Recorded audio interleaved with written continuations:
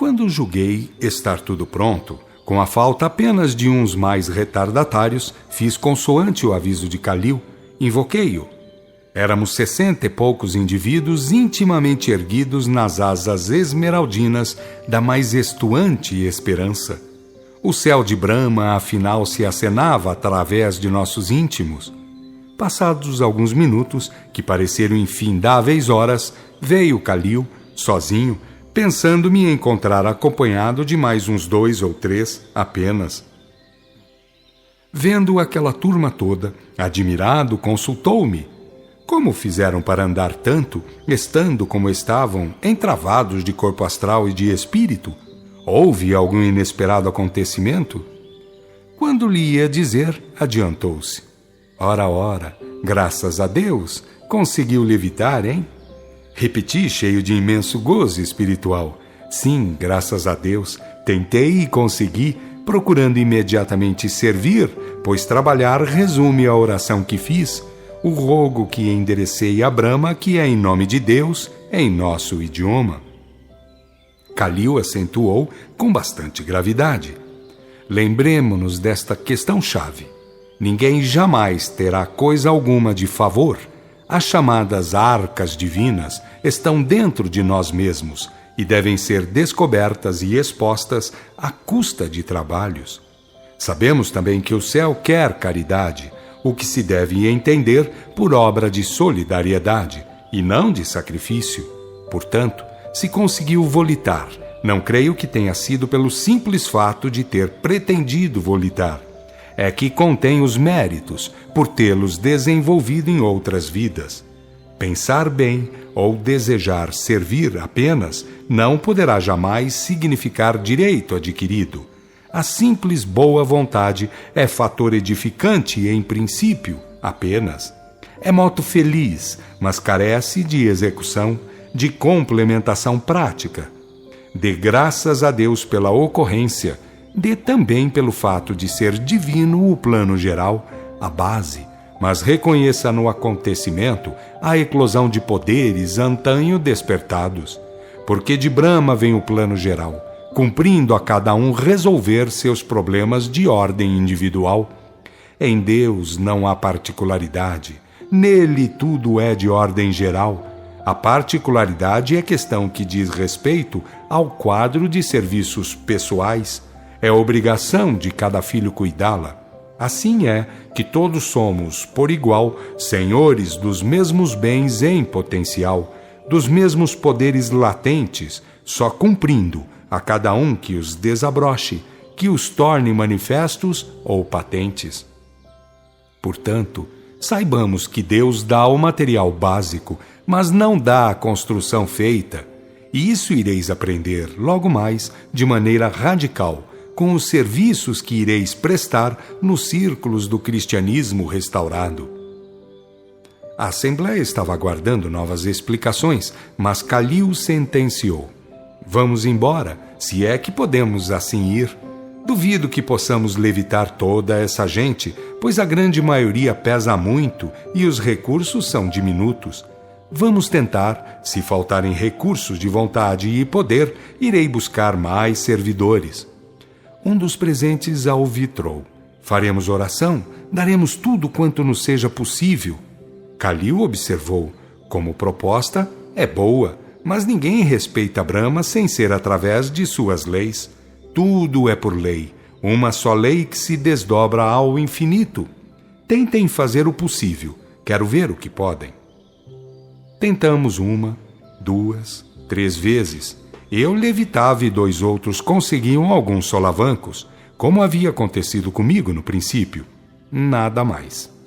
Calil informou, resta que eu contribua com meu esforço, mas tenho certeza de não conseguir tamanha realização. Vamos tentar, mas com muito cuidado, pois uma queda não será menos perigosa. De fato, houve tentativa infrutífera, pois o medo passou a dominar a grande maioria. Se alguns estavam frementes de alegria, outros estavam nervosíssimos. Calil avisou, esperem que vou buscar mais servidores. Não o vimos escalar o caminho aéreo como fizera quando conduziu a primeira turma, ele agora sumira num repente de diante de nós, como se fosse uma luz que se apagasse. Imensa expectativa reinava no seio daquele grupo, onde as mais diversas condições psicológicas tinham representação. A grandeza da paisagem não mais infundia sentimento de atenção e respeito.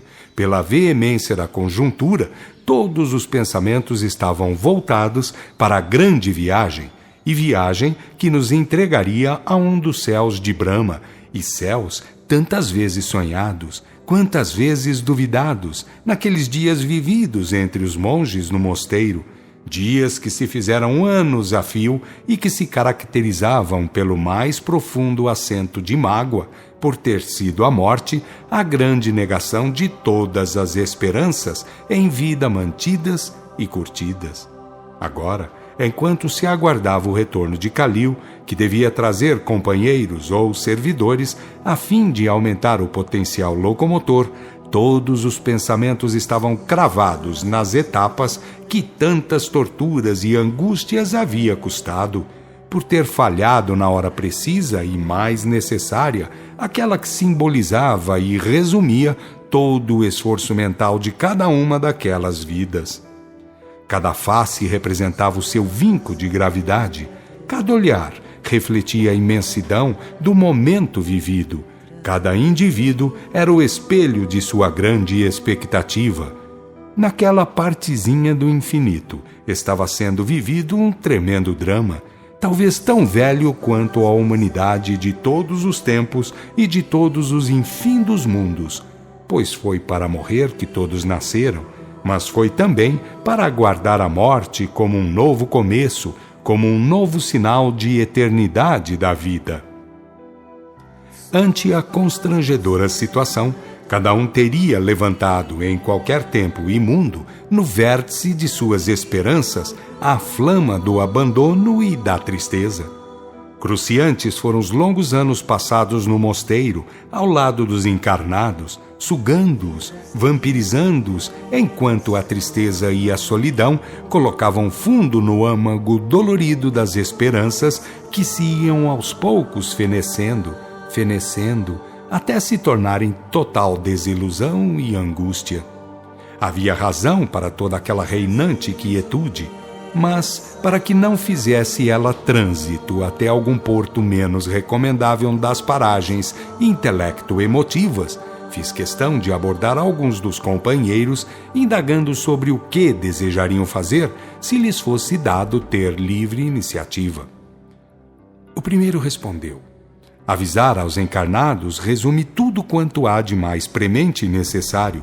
É o que eu faria, caso mo permitisse Brahma.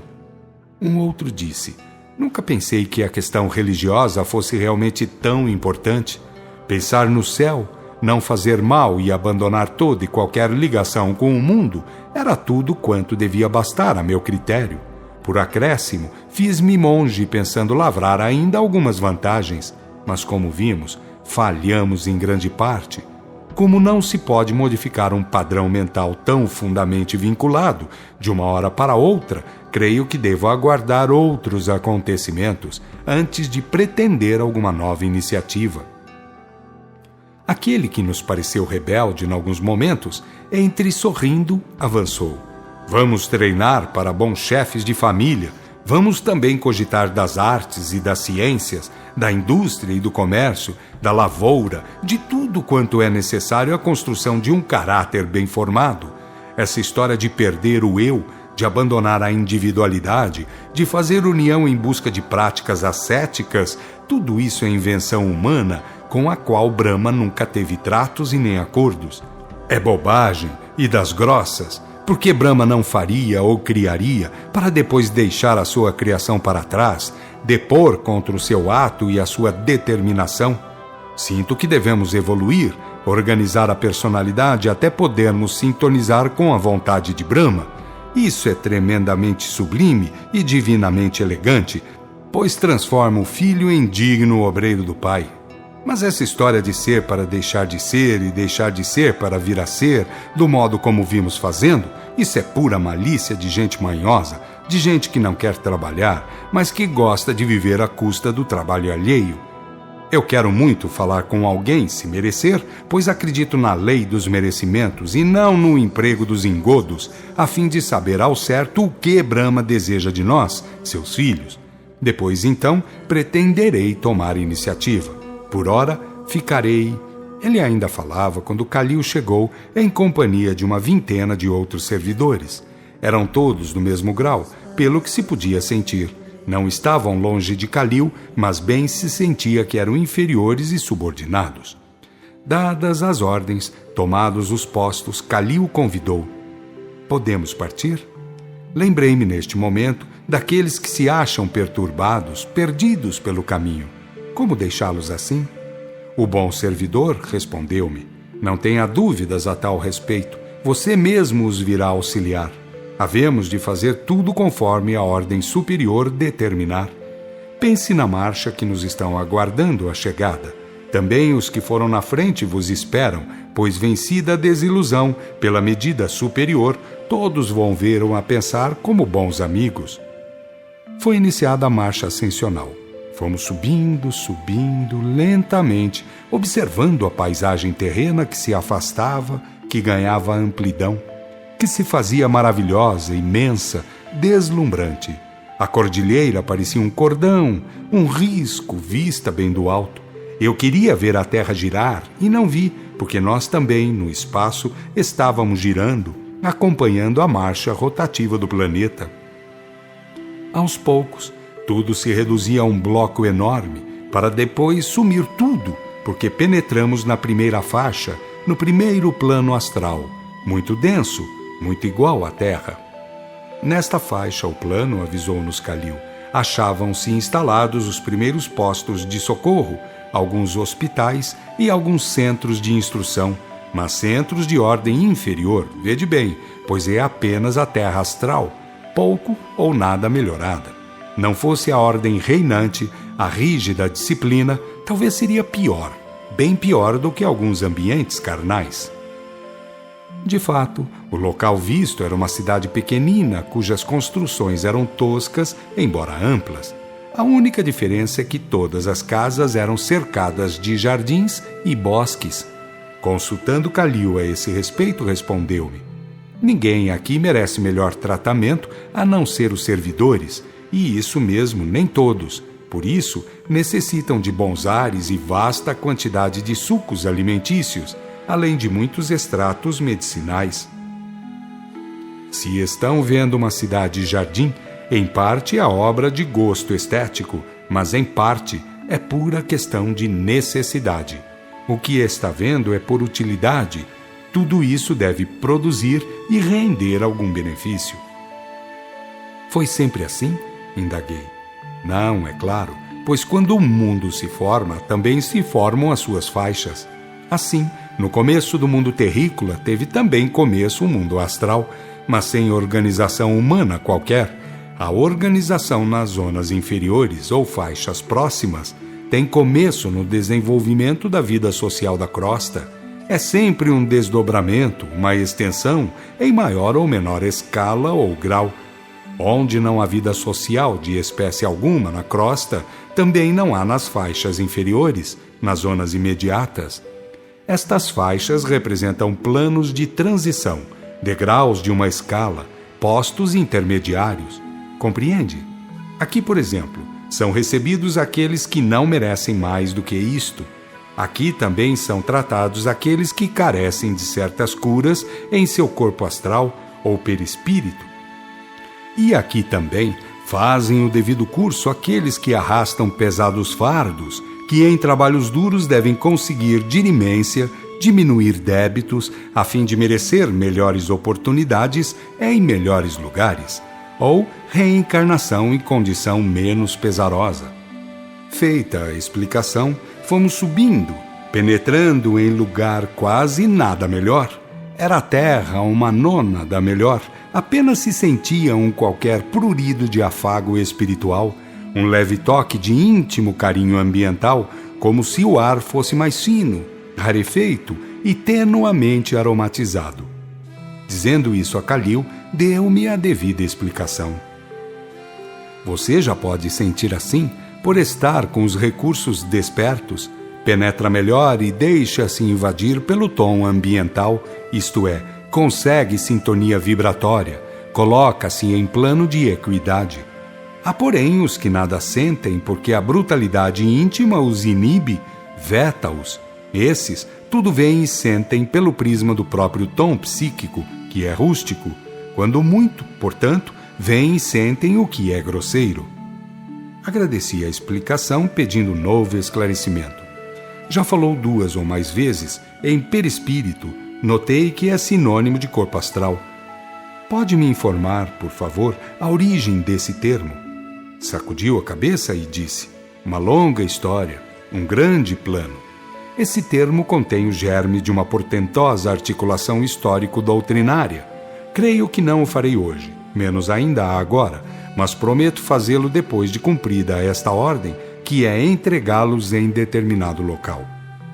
Ficarei grato por tudo. Por ora, muito agradeço pelo que me tem explicado. Depois de subir um pouco mais, penetramos na 3ª faixa, lugar um tanto melhorado, levemente superior ao anterior. A melhora surtia do meio ambiente, eclodia espontânea, invadia e fazia gozar espiritualmente. Parecia mesmo um pouco celestial. Infundia um sentimento de oração, de gratidão a Brahma. Nesta faixa vão ficar, por enquanto, anunciou Khalil. É uma esfera trabalhosa, cheia de serviços e de belíssimas oportunidades. Não há lugar aqui para os que prezam certos afastamentos. A regra feliz é trabalhar pelo próximo, assim como seja possível, isto é, nos planos da lei. Aqui se trabalha, estuda-se, faz-se amizades, consegue-se merecimentos vários, e quem merecer lugar melhor é natural que para ele irá. Fica observado, no entanto, que elementos de subido valor aqui permanecem para servir, para mais poder dar. Vosso Buda falou muito bem sobre o amor e a ciência, não contesto, mas desviou a atenção geral para rumos pouco seguros, concitando a certos afastamentos, severos abandonos, alheamentos comprometedores. Eu sou cristão, prezo o trabalho intenso, o amparo, até mesmo a renúncia se for preciso, desde que amparado na lei. Há outras falhas na doutrina budista, mas não quero delas tratar em virtude da excelência de outros tantos pontos. É questão que o discípulo por si mesmo resolverá, pois em matéria de doutrina, o avançamento deve ser na razão direta da evolução individual. Não se deve saltar nem forçar a fazê-lo, bem assim como ninguém tem o direito de retardar e concitar a fazê-lo. Há necessidade de equilíbrio, de ajuste intelecto-moral, de sintonia entre o plano geral e as necessidades individuais. O plano geral facilita o progresso contínuo em base de recursos íntimos e meios exteriores, tudo em profundo sentido geral. Se o indivíduo, porém, por qualquer motivo, faz fincapé em determinado ponto, obstina-se, não quer mudar um passo, não faz por avançar, não respeita a lei comum de progresso contínuo, então surge a violência, o choque, o constrangimento e a dor. A dor é o prêmio do erro e da estupidez, do fracasso. É necessário mudar o conceito em que é tida.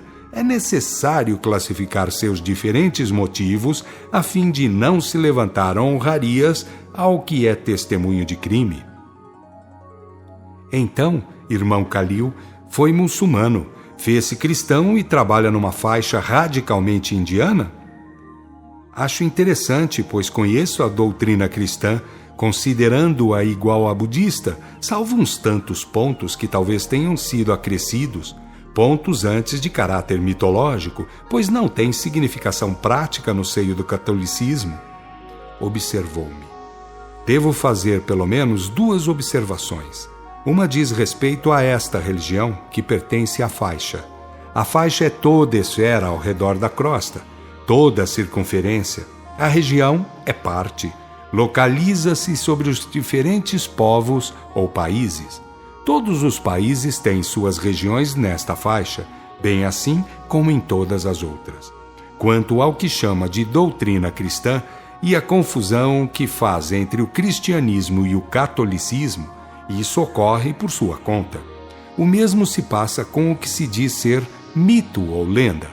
Eu falo da doutrina do Cristo, da essência, sem me importar com o que tenham feito os homens em matéria de corrupção. Irmão Calil, não acha que um missionário, seja quem for, sempre assimila alguma coisa da tradição, sempre fala um pouco da linguagem e dos costumes, sempre empresta à nova lição um pouco da lição velha ou anterior?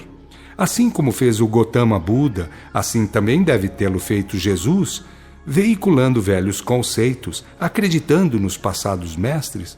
Bem sabemos que Gautama Buda falou muito dos anteriores Budas, assim como Jesus se referiu bastante aos patriarcas e profetas que foram anteriores a ele.